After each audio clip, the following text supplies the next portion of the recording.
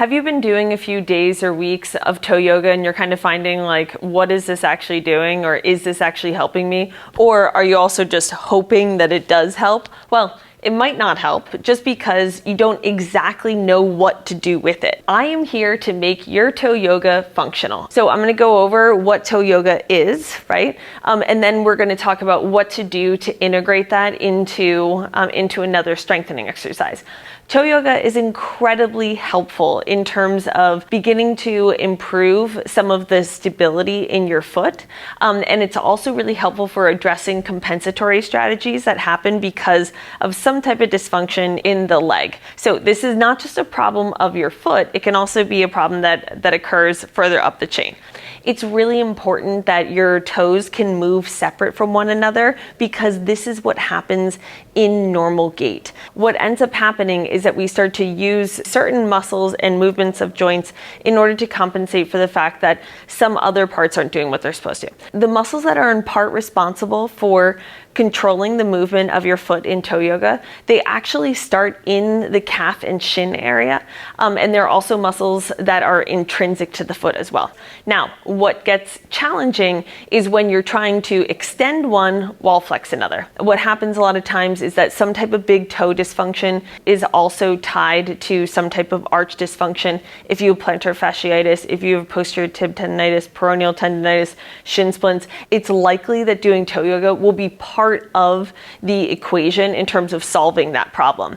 The other thing too actually is that when people have issues further up the chain, so glute tendinopathy, tendonitis, high hamstring tendinopathy, these sorts of things can be related to actually some dysfunction in the foot. So it wouldn't be surprising if what you needed to do was also work on that foot and some of those mechanics, because with things like running and walking, the function of your foot is so strongly tied to the function of your hip, in particular in the propulsion motion. So being able to push off from your big toe is really important in terms of being able to activate your glute. Now, what we're focusing on today is the making your toe yoga better. So there's a lot of value to first doing the toe yoga as an isolated exercise before you integrate it into something like a functional exercise, okay? So you start with it in an isolated way, and then you move into the integrated functional way.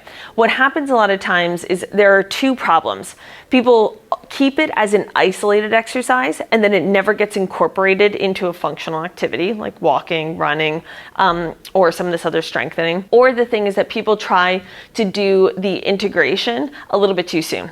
So you want to make sure that you can isolate it first before you start integrating into something else. For toe yoga, you're going to try to press your big toe down as you lift the other four toes up, and then you're going to switch. You're going to press the four toes down as you lift your big toes up, and you're going to alternate back and forth. So you're going to move nice and slowly, trying to focus on getting those big toes up and then switching back and forth. So you're going to try to focus on getting all four toes down and while you lift the big toes up, and then pressing the big toes down as you lift your toes up. And you don't have to hold, maybe pause for just a second or so. We're just going to go back and forth. You're going to do 3 sets of 10. Now, here is the first tip.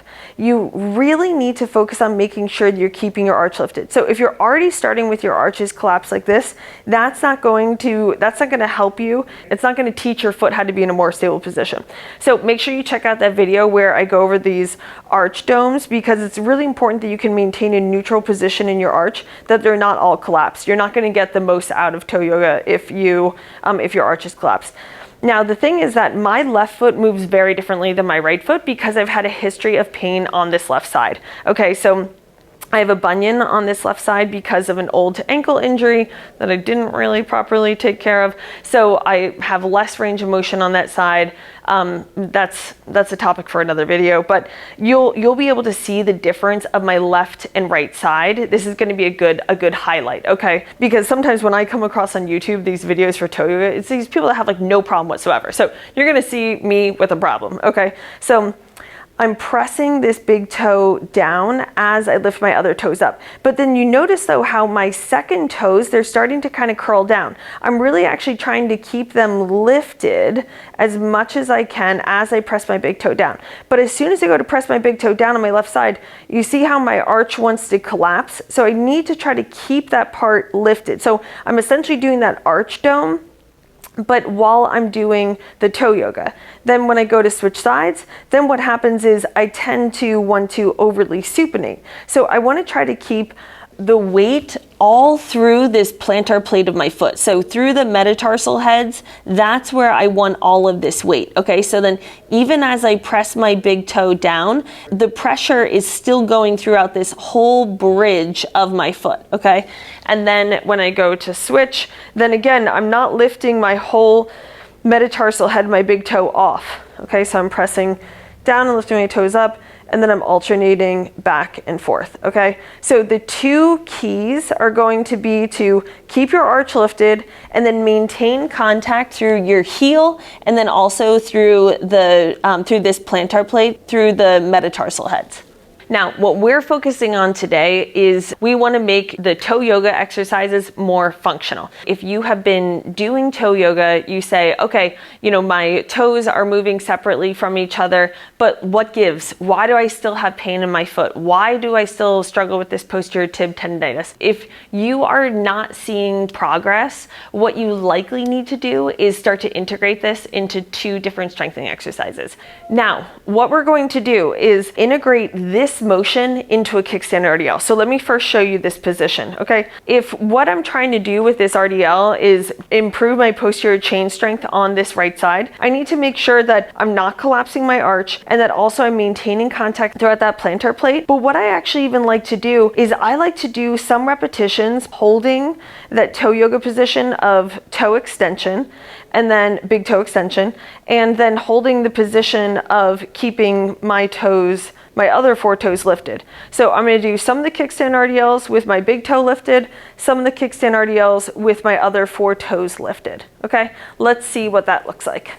If you're not sure how to do kickstand RDLs, make sure to watch my video where I go through 4 different hip hinging exercises that are super helpful for improving your posterior chain strength. Now, assuming that you already do those, let's integrate toe yoga into those. So I'm first going to start in this position where, so this is that kickstand RDL, okay? So now what I'm trying to do is I'm trying to integrate this posterior chain strength on this right side into the position of my foot. So I'm gonna lift my big toe up as I press my other 4 toes down, as I go down and come back up. With my back leg, I'm trying to make sure that I'm not pushing my my toes out to the side, and then I'm trying to stay even through all 4 toes. For this front leg, I'm trying to keep the big toe lifted as I press the other 4 toes down. That poses a whole nother challenge to my balance. Then after 5 repetitions, I'm going to press my big toe down, lift my other 4 toes up while still keeping my arch lifted, and I'm going to do another 5 like that. It's really hard for me to keep my toes lifted that whole time.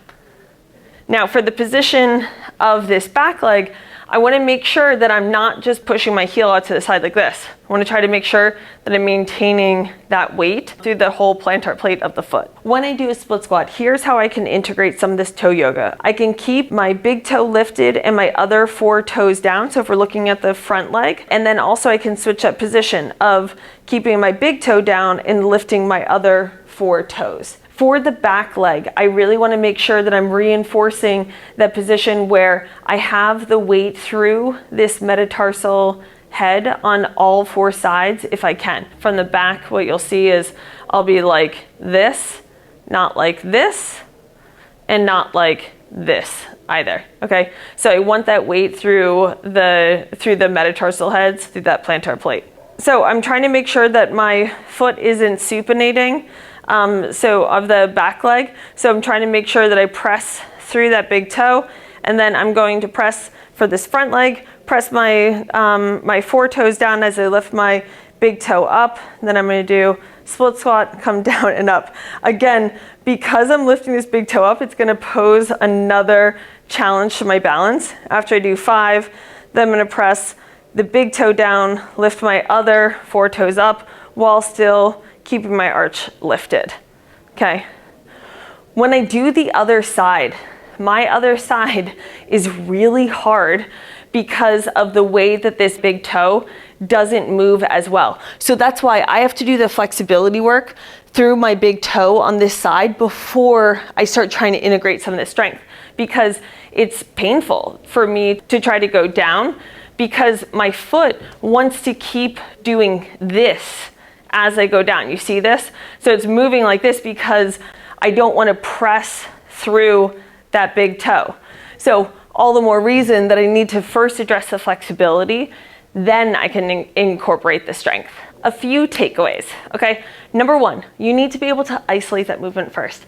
So when you do toe yoga, try doing it seated with your feet on the ground, then you can do it standing, because it's going to allow you to isolate that movement. Get really comfortable with the movement first before you do the strengthening. Then what you can do is you can do 3 sets of 10 on each side of the kickstand RDLs and of the split squats. Of each set of 10, do 5 with the big toe lifted and 5 with the big toe pressing down. That's going to give you an even split in terms of really starting to work on, like, what is it that I'm having the most difficulty doing. That's going to help to integrate the stability and strength of your whole foot and lower leg, and you're going to get more out of the strengthening of the posterior chain when you're doing the RDLs and the split squats. For other issues related to your foot, we have a few other videos that we'll link that will address some of the flexibility and a little bit of this strength. Today, I really just want to focus on just toe yoga and making it better. But don't forget to check out the other videos that are helpful for that whole movement of the foot, including the big toe and the arch. I would love to hear from you guys. So I give you a little bit of my own personal experience with this, right? In terms of highlighting the side that I have difficulty with, the side that I don't have difficulty with. I would love to hear from you guys. So I want you to tell me, oh, you know, Chloe, I didn't really have any difficulty on my right side or my left side. Or, you know, it was really hard for me to actually keep my toes lifted when I was doing the kickstand RDLs. The whole idea of this is that you're exploring how it is that you move, and you're going to become a better mover. So by reflecting on it too, it's going to really start to integrate how it is that you're moving. You're going to become a better mover. And that's the whole idea. If you're a better mover, it's going to help you to prevent injury. So get the most out of this toe yoga. I think this is going to be really helpful for you, and I'd love to hear from you.